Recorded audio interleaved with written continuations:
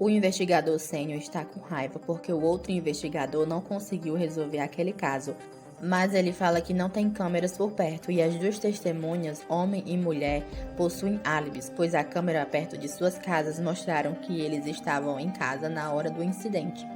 O sênior se irrita e diz que ele tem que se esforçar mais. O investigador pede desculpas. Ele odeia trabalhar com sênior, pois ele usa sua patente alta para mandar os outros fazerem seu trabalho e recebe todo o crédito pelos casos. Um homem pergunta se tinha algum sangue e ele responde que não. Então os dois se assustam, porque esse cara chegou do nada. Mas o investigador sabe quem ele é. Hang Eun-tae, líder de equipe. Ele pede para lhe passar os detalhes, mas o sênior pergunta quem mandou ele ali e manda sair, pois aquele caso não era dele. Hang pega o pulso dele e pergunta sobre o relógio caro que ele usa. Ele fala que é meio estranho, pois o relógio tem perfume, não é ajustado e é de marca cara. Diz também que a hora tá errada e que aquela hora bate com a hora da Rússia, sendo que faz pouco tempo que um grande traficante do mercado negro saiu da prisão e voltou para seu país. Também fala que não sabia que ainda existia pessoas baixas que recebiam relógios de suborno. O sênior fica desesperado, mas Hang diz que era só uma especulação e manda ele falar de forma civilizada, pois eles também são gente. O outro investigador fica maravilhado, pois ele tem culhões de enfrentar a pessoa que ninguém da polícia questionava. O inspetor Hang Eun-tae se graduou de forma precoce, tem uma memória quase fotográfica e um recorde de captura de vampiros que ultrapassa 80%. Também ganhou a medalha mais valorosa por seus métodos de captura inovadores, então ele é conhecido como caçador de vampiros fantasma. Hang então diz que vai na frente e pede desculpas se atrapalhou a investigação deles. Os outros então vão até o sênior e diz que vão investigar esse suspeito suborno, mas ele diz que só pegou o que o cara tinha se livrado. Hang para na cena do crime e um policial diz que foi uma luta entre vampiros e que a vítima foi jogada no prédio. Mas ele sabe que se fosse mesmo uma luta, teria evidências por todo lugar, mas foi completamente unilateral. A vítima não tinha chance de sobreviver, então ele fala pro policial que aquele não era um vampiro qualquer. Na faculdade, os estudantes estão agitados. O prédio desmoronou e as câmeras não registraram nada, mas como tem muitos policiais, eles acham que foi um vampiro. Eles estão indignados que já tem 2 vítimas no campo, mas a faculdade não faz nada. Os amigos de Ryan concordam e que deveria ter aula online. Ela sabe que vai ter que tomar mais cuidados agora. Sua amiga pergunta onde ela foi na hora da reunião. Ela diz que teve indigestão e foi para casa. Mas então um homem para ela e pergunta se ela é Park Ryan. Seus amigos ficam fascinados pela sua beleza e perguntam a ela se ele é seu namorado ou se ele era rico e, como nos doramas, foi pedir para ela ser sua tutora particular. Ela então se lembra que era o mesmo cara que salvou ela e seus irmãos dos bandidos. Ele então se apresenta e fala da graduação, da popularidade, dos prêmios, etc. Então ela pergunta se ele é um detetive. As pessoas ficam impressionadas pela beleza dele e Ryan fica preocupada que ele tá ali porque não teve problema com o álibi que disse à polícia e pensa o que ele foi fazer ali. Ele fala que foi cuidar dela porque não era um caso normal e pensou que ela estaria assustada. Ela leva um susto achando que ele tinha lido sua mente. Ele diz para comerem juntos e que ela poderia pedir qualquer coisa. Ela tem que agir como se não soubesse de nada e pergunta o que eles fazem quando prendem os vampiros. Ele responde que não é revelado ao público, mas diz que a fraqueza deles é o coração. Mas como eles se regeneram rápido, apunhalar ou atirar não tem efeito. Então eles penduram eles por um cabo que tem corrente elétrica e jogam em uma fornalha de fundição com mais de 2000 graus Celsius. Ela fica chocada porque parece coisa de filme. Ele pergunta se ela não fica mais tranquila e que a ideia foi dele. Ela diz que ele deve ter um baita rancor contra eles. Hang fala que só quer que as coisas voltem a como era há 10 anos antes, então ele vai se livrar de todos os vampiros. No restaurante, Hang fica animado porque pediu vários pratos diferentes com carne de porco e diz para Ryan comer mais do que um rolinho de guimpape, porque ele estava pagando. Mas ela diz que é o suficiente, então ele diz para conversar enquanto comem. Ela tenta ficar calma porque não consegue se acostumar com o cheiro do Gimpap e nessa hora ele acaba se cortando. Ele diz que foi cortando a carne, mas Ryan acha estranho que foi em um local diferente. Ela então pega uma coroa de espinhos e percebe que ele está testando ela, porque ele sabe que vampiros não se alimentam e quer ver sua reação ao sangue. Mas ele pergunta a ela qual o problema e se ela é do tipo que não consegue comer a comida.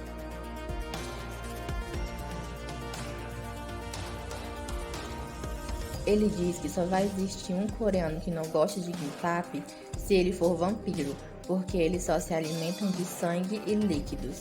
E se comerem outra coisa, seu corpo rejeita como se estivesse sentindo uma dor alucinante.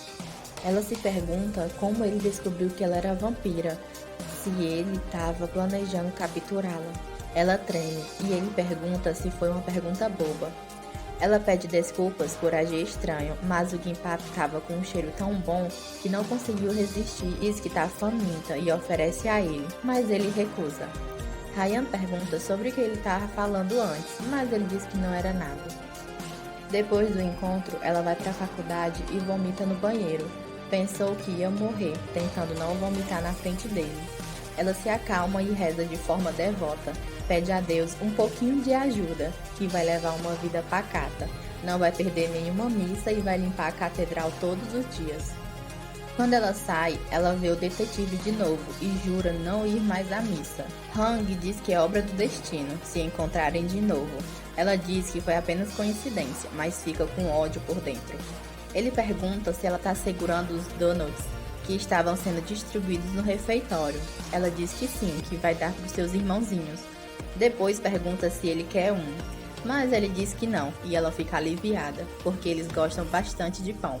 Ryan sai feliz porque nunca mais vai ver ele, mas fica paralisada porque no campus os alunos do corpo estudantil resolveram agir por conta própria para descobrir quem é vampiro. Eles então resolvem fazer um corte nos alunos e se o corte se regenerar, então eles vão entregar o vampiro para a polícia. Ela tenta ficar calma e fugir, mas uma pessoa agarra seu pulso. Hang então tenta sair com ela, mas são parados pelos estudantes. Eles explicam que vão apenas fazer um corte. Ryan fala que eles não podem obrigar as pessoas a fazer isso, mas o rapaz diz que ela sabe o que está acontecendo na faculdade, então agarra seu pulso e ela se desespera, que eles vão descobrir o que ela é. Mas quando ele puxa sua manga, tem um band-aid com sangue em seu braço.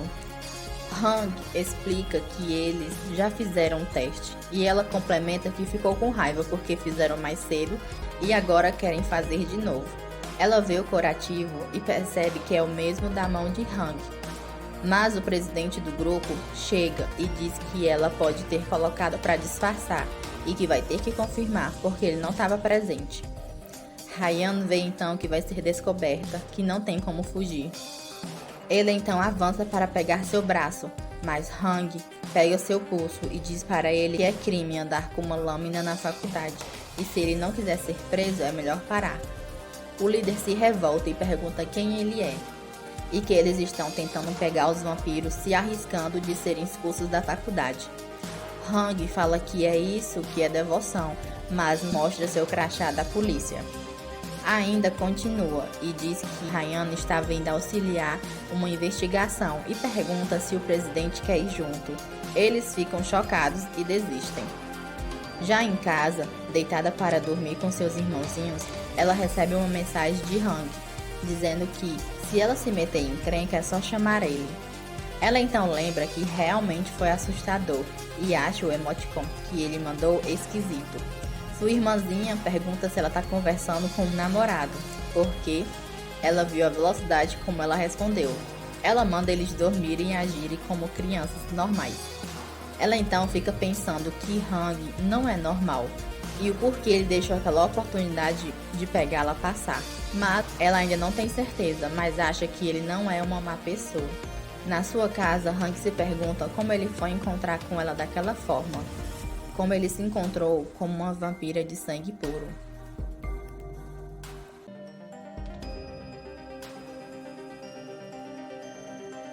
Em frente à igreja, um cara grita chamando o padre, mas o outro fala para eles irem embora.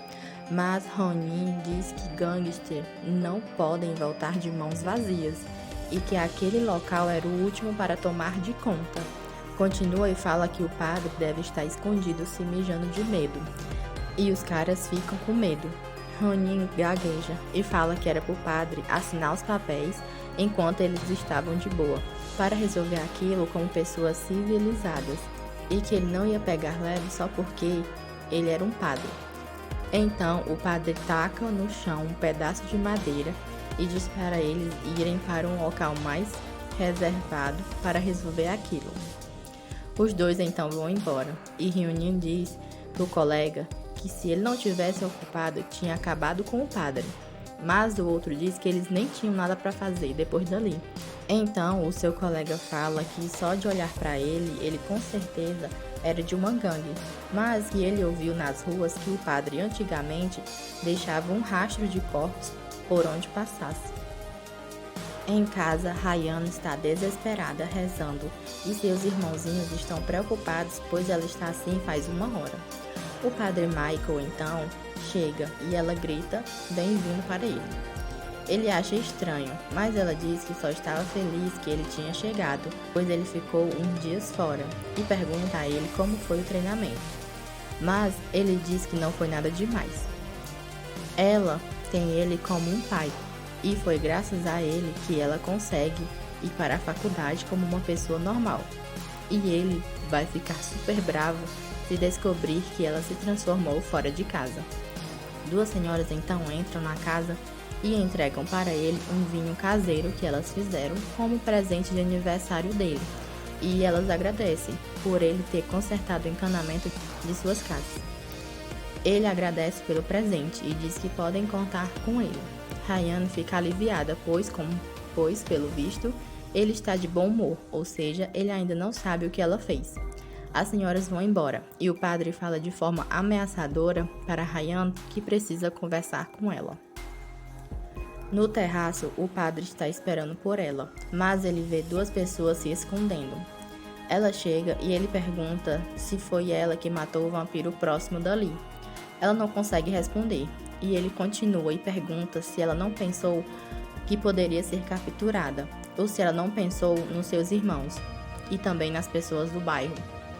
Ryan diz que não teve escolha, mas o padre diz que ela sabe o que os vampiros são para os humanos. Fala que confiou que ela ia tomar as decisões corretas, mas não podia deixar aquilo passar. Então ele proíbe ela de ir para a faculdade, até ela voltar ao caminho correto. Ela fala que era injusto e que ela se empenhou muito para conseguir viver ali. Então ela pergunta por que ele não confia nela, já que ela faz tudo o que ele pede, e que aquele foi o primeiro deslize que ela cometeu. Mas ele grita, perguntando se ela ainda não tinha entendido, que não importava o quão bem uma fera fosse treinada. Na visão das pessoas, Ryan não era nada além de um monstro. Na cidade, uma manifestação está ocorrendo. As pessoas gritam que estão vivendo em pleno terror há 10 anos por causa dos vampiros e que eles precisam erradicar os monstros antes que seja tarde demais. Ryan então se senta em um banco ali próximo e reflete que ela não se lembra de nada antes de chegar ao orfanato, há 10 anos atrás. E que ao tentar descobrir mais coisas ao seu respeito, ela entendeu que os humanos eram um belo campo de lindas flores e que ela não se encaixava ali. Então, talvez o padre tenha razão, que mesmo que ela se esforce, as pessoas apenas vão ver o monstro que caçam elas.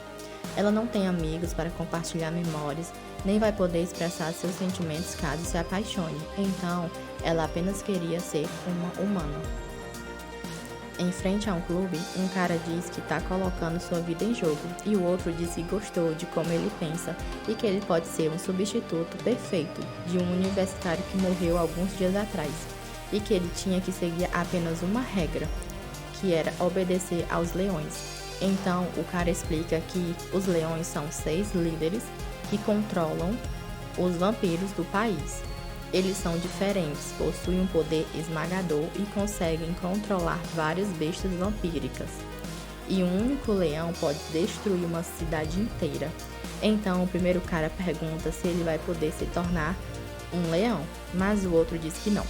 Nessa hora, um homem chega e o cara impede dele entrar no clube. Pergunta se ele é algum modelo de casado, mas o homem apenas fala que foi ali ver o leão. Mas o cara diz que ali não é um zoológico e manda ele dar o fora, antes que ele acabe com ele.